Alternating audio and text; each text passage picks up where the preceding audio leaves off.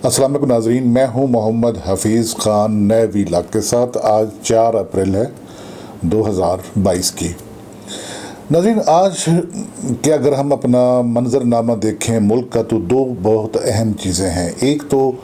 आज जो joint opposition है उन्होंने प्रेस कॉन्फ्रेंस की है, उसके बाद बिलावल भुट्टो जो हैं, बिलावल भुट्टो ज़रदारी पाकिस्तान पीपल्स पार्टी के, उन्होंने अपना एक ट्वीट किया है। उन्होंने जो डायरेक्टर जनरल हैं ISPR के, उन्हें मुखातिब करके कहा है कि आपने वो जो नेशनल सिक्योरिटी काउंसिल के एलामिये के बारे में बातें की जा रही हैं कि उसमें जो जॉइंट अपोजिशन के लोग हैं इन पर किसी कॉन्स्पिरेसी का किसी गैर मुल्क के साथ, जिसे अमेरिका अब डिक्लेयर कर दिया गया है कि उनके साथ आपने वहाँ कोई बात की थी या नहीं की थी, आपने उसको इंडोर्स किया है या नहीं किया, इस बारे में वाज़े बयान आना चाहिए। दूसरी उन्होंने जो बात की है वो बात की है कंप्रोमाइज्ड इलेक्शन की तरफ धकेले जाने की। ये दो बातें बहुत अहम हैं। इसके अलावा आज सुप्रीम कोर्ट ऑफ पाकिस्तान में जो समाअत हुई, सुओ मोटो नोटिस जो लिया था चीफ जस्टिस ऑफ पाकिस्तान ने, जो कुछ कल हुआ 3 अप्रैल को पाकिस्तान की कौमी असम्बली में, तो उसकी आज समाअत थी जो 1 बजे शुरू होना थी और 1 बजकर तकरीबन 20-22 मिनट पे वो शुरू हुई,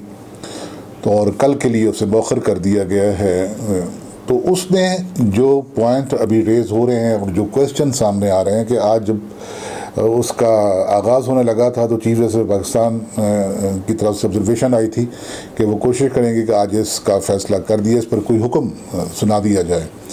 तो लेकिन आज कोई हुक्म नहीं हुआ, तो अब तवक्को की जाती है कि कल या परसों कि इसमें कोई हुक्म आए, जैसा कि जो माहिरीन कानून है वो तवक्को कर रहे हैं। तो उसमें जो बात हुई उसमें अहम तरीन बात ये थी कि क्या डिप्टी स्पीकर को रूलिंग देने का अख्तियार है या नहीं है, जबकि ये बात बिल्कुल वाज़ेह है कि डिप्टी स्पीकर सिर्फ स्पीकर की एब्सेंस में सदारत कर सकता है इजलास की, वो कोई रूलिंग नहीं दे सकता। अभी जो ये रूलिंग तफसीली जारी की गई है, हालांकि जो उस वक्त उन्होंने रूलिंग दी थी वो तो 4-5 सत्रों की थी, अब वो 4 सफ़ों की जो रूलिंग जारी की गई है बाद में अज़ां, तो उसमें नीचे स्पीकर के भी दस्तखत हैं कि वो उससे एग्री करते हैं। लेकिन हम ये देखते हैं कि जब स्पीकर के ख़िलाफ़ तहरीक अदम एतमाद मूव की जा चुकी हो, तो क्या स्पीकर इस किस्म के उसको कॉन्कर करने के या उससे एग्री करने के जो एक रेजोल्यूशन दे रहे हों डिप्टी स्पीकर, क्या उन्हें इस बात का अख्तियार था या नहीं था? ये बात बहुत अहम है। और दूसरी एक बात की जाती है जो बड़ी शद्दोमत से की जा रही है, वो आर्टिकल 69 का हवाला दिया जाता है। हर तरफ इस बात के चर्चे हैं और आज सुप्रीम कोर्ट ऑफ पाकिस्तान में भी ये कहा गया, ऑब्जर्वेशन थी कि आर्टिकल 69 बहुत अहम है। आर्टिकल 69 के बारे में जो बाहर बातें हो रही हैं, जो माहिरीन आइन बातें कर रहे हैं, जो कानूनदान हैं वो बातें कर रहे हैं, लेकिन अगर आप उसकी एक सिंपल रीडिंग करें आर्टिकल जो है 69 की सब क्लास 1 का, तो उसमें वाज़ेह तौर पर यह है कि जो प्रोसीजरल इर्रेगुलरिटीज़ हैं असम्बली के सेशन के अंदर की, उन्हें किसी कोर्ट में चैलेंज करने की बुनियाद नहीं बनाया जा सकेगा। लेकिन जो ये मामला है, अगर मैं इसकी एक मिसाल देता हूँ कि अभी एक जजमेंट आई थी इस्लामाबाद हाई कोर्ट की, उन्होंने यूसुफ रज़ा गिलानी की जो दरख्वास्त थी इसी किस्म की, कि जिसमें एक रूलिंग को चैलेंज किया गया था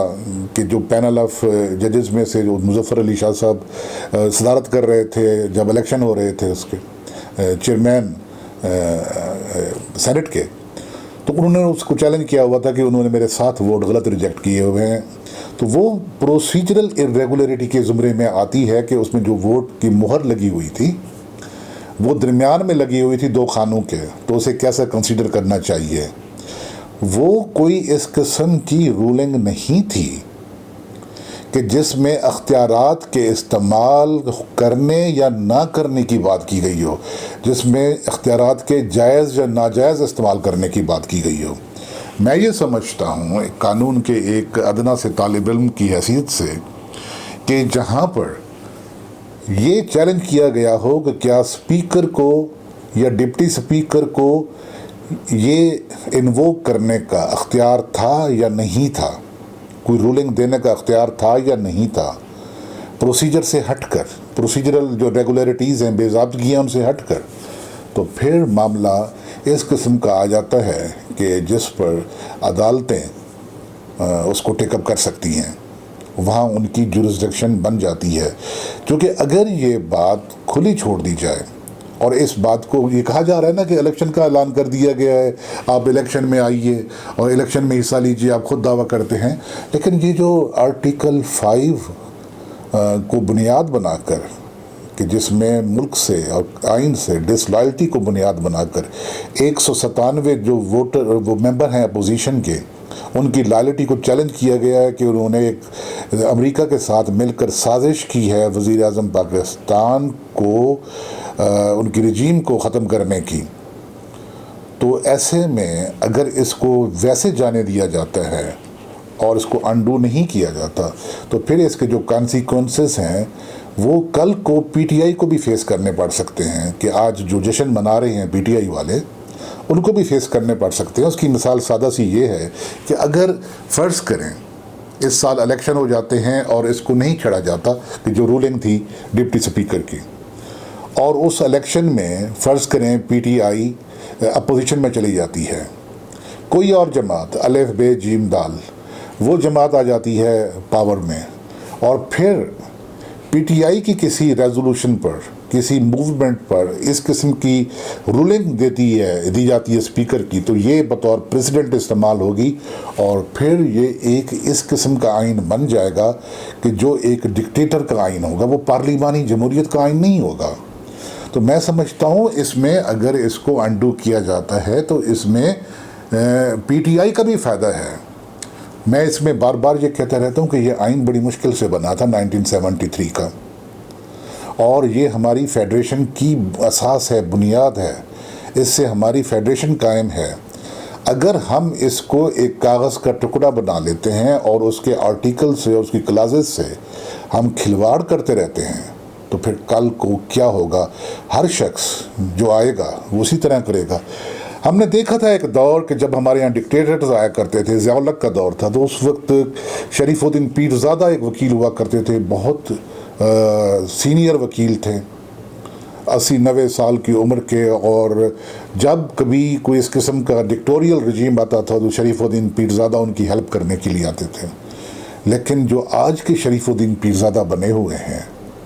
उन्हें ये सोचना चाहिए कि वो उस कैलिबर के नहीं हैं, या जिस तरीके से शरीफुद्दीन पीरज़ादा साहब ने, अल्लाह उन्हें गरी की रहमत करे, अब तो वफ़ात पा चुके हैं, हमारे आइन को और हमारी कॉन्स्टिट्यूशनल हिस्ट्री में जिस तरीके से उन्होंने नुकसान पहुंचाया मुल्क को, तो वो हमारा मुल्क अब इन चीज़ों का मुतहम्मिल नहीं हो सकता। ये तो थी आर्टिकल 69 के बारे में, और आर्टिकल जो 5 है कॉन्स्टिट्यूशन को, उसके बारे में कि जिसको बुनियाद बनाकर ये सारे आगे काम किए जा रहे हैं। और अब तो ये कहा जा रहा है कि जनाब पुलों के नीचे से बहुत सा पानी गुजर चुका है, तो अब छोड़िए इस बातों को, इलेक्शन होने दीजिए। भी इलेक्शन पर तो किसी को एतराज़ नहीं है, बात यह है कि इलेक्शन कराए किस तरीके से जा रहे हैं, कि अभी निगरान वज़ीर आज़म का तकर्रुर नहीं हो रहा, वो फड्डे में पड़ा हुआ है। अभी जो आज सदर ममलिकत ने ख़त लिखा है शहबाज शरीफ को, शहबाज शरीफ तो अब क्या हिज़्ब खिलाफ नहीं है, वो तो मेंबर भी नहीं रहे उसके नेशनल असम्बली के। अगर उसको मान लिया जाए रूलिंग को, और उसके बाद जो एडवाइस है प्राइम मिनिस्टर की और फिर सदर का हुक्म है कि असम्बली टूट गई है, तो इसी तरह जो प्राइम मिनिस्टर थे उन्होंने एडवाइस जो जारी की थी, उस वक्त वो प्राइम मिनिस्टर थे, लेकिन अब तो वो प्राइम मिनिस्टर निगरान वज़ीर आज़म हैं। तो उनके दरमियान में किस किस्म की मुशावरत, और इस मुशावरत से इनकार कर चुके हैं कि उनकी पेंडिंग है मैटर सुप्रीम कोर्ट में, शहबाज शरीफ इनकार कर चुके हैं। तो इस किस्म के अगर इस जहाँ पर भी तमाम चीज़ों को बुलडोज़ करते हुए एक तरफा तौर पर किसी वज़ीर आज़म को निगरान मुकर्रर कर दिया जाता है, तो उस ना कोई उस इलेक्शन को मानेगा ना उस निगरान वज़ीर आज़म को कोई मानेगा। और अभी जो ये बातें चल निकली हैं कि पंजाब में भी कहा जा रहा है कि वहाँ पर वोटों की खरीदो फरोख्त की जा रही है और ज़मीरों का सौदा किया जा रहा है, तो मुझे खदशा है कि आजकल में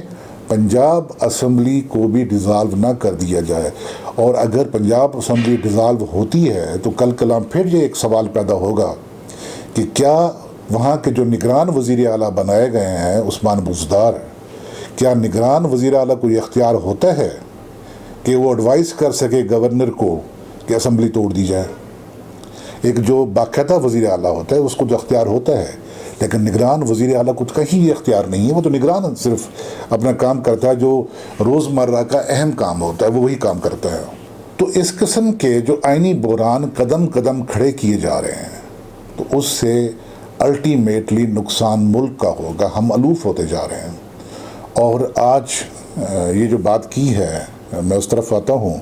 बिलावल भुट्टो ज़रदारी ने कि हमें कंप्रोमाइज्ड इलेक्शन की तरफ धकेला जा रहा है। तो जब 27 मार्च का जलसा हुआ था इमरान खान साहब का इस्लामाबाद में परेड ग्राउंड में, तो उस वक्त से बात चल निकली थी कि उन्होंने कहा है किसी ख़ास कार्नर में कि मुझे सेफ पैसेज दिया जाए और मैं असम्बली डिज़ाल्व कर देता हूँ। तो इस पर कहा गया मुबैना तौर पर अपोजिशन को कि वो नो कॉन्फिडेंस की मूव अपनी वापस ले लें और उस पर इमरान खान असम्बली डिज़ाल्व कर देंगे, लेकिन उन्होंने एतमाद नहीं किया और उन्होंने कहा हम बहुत आगे तक जा चुके हैं। तो उसके बाद जो हुआ वो आपके सामने है। अब उसके बाद जो चीज़ आज एक और सामने आई है वो ये है कि जैसे मैंने पहले शुरू में अर्ज़ किया, पाकिस्तान पीपल्स पार्टी की तरफ से बिलावल भुट्टो ज़रदारी ने और अपोजिशन की तरफ से ये मुतालबा कर दिया है डायरेक्टर जनरल ISPR से कि वो क्यों वजाहत नहीं की जाती इस बात की कि वजाहत जारी की जाए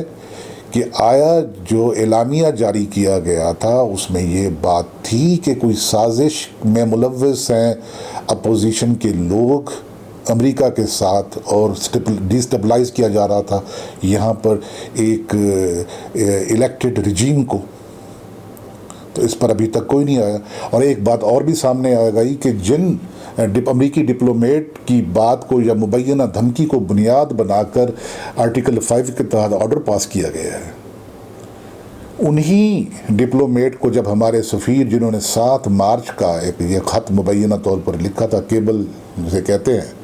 तो 15 मार्च को उनकी फेयरवेल हुई अमेरिका में, तो वहाँ उन्हें मदऊ किया गया उन्हीं डिप्लोमेट साहब को जिनसे ये धमकी मंसूब की जाती है।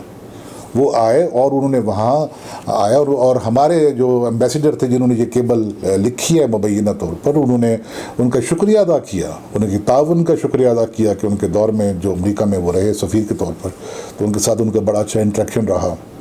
तो अब हालात जिस नहज पे जा रहे हैं और जिस तरीके से अपोजिशन की पार्टियां जो आज तक वो कोई हंगामा वगैरह नहीं कर रही थी और जिस तरीके से सोसाइटी को पोलराइज किया जा रहा है, तो ये इलेक्शन अगर 3 महीने के बाद करा भी दिए जाते हैं तो फिर वही इलेक्शन रिफॉर्म्स के बगैर क्या इन इलेक्शन को माना जाएगा कि इलेक्शन रिफॉर्म्स जो मुतालबा था अपोजिशन का कि वो मशीन से वोटिंग नहीं जा रहे थे, उसमें बहुत सारी खराबियां बयान की गई थी और हमने अपने कई प्रोग्रामों में उनकी तरफ इशारा किया था, तज़किरा भी किया था उन चीज़ों का। तो ये सारे अवामिल हैं कि जिनकी वजह से पाकिस्तान के हालात, सियासी हालात दिगरगूं होते जा रहे हैं। उन क़ुव्वतों को चाहिए, उन इदारों को चाहिए कि जो पाकिस्तान की सलामती के ज़िम्मेदार हैं कि मामलात जो आगे की तरफ बढ़ते जा रहे हैं उन्हें अभी रोक लें वो। और ये जो आइन की पासदारी है, अगर ये आइन इसी तरह इसके साथ ये खिलवाड़ होता रहा तो आज जो आइन के साथ इस तरफ खेल रहे हैं, कल को इसी आइन की इन्हीं शिकों का सामना उन्हें दूसरी तरफ से करना पड़ सकता है, जैसे कि मैंने आपसे पहले अर्ज़ किया। तो तकाज़ा यही है हमीयत का, तकाज़ा यही है हुब्बुल वतनी का कि आइन को ना छेड़ा जाए, उसे उसकी असल शक्ल में रहने दिया जाए। तो नाज़रीन, ये था हमारा आज का वीलाग। अगर आपको अच्छा लगा हो तो दोस्तों के साथ शेयर कीजिएगा और इस channel today with Hafeez Khan को सब्सक्राइब करना ना भूलिएगा और बेल आइकन को प्रेस कर दिया करें ताकि आने वाले वीलाग खुद ब खुद आप तक पहुंचते रहें। इजाज़त दीजिए, फ़ी अमानिल्लाह।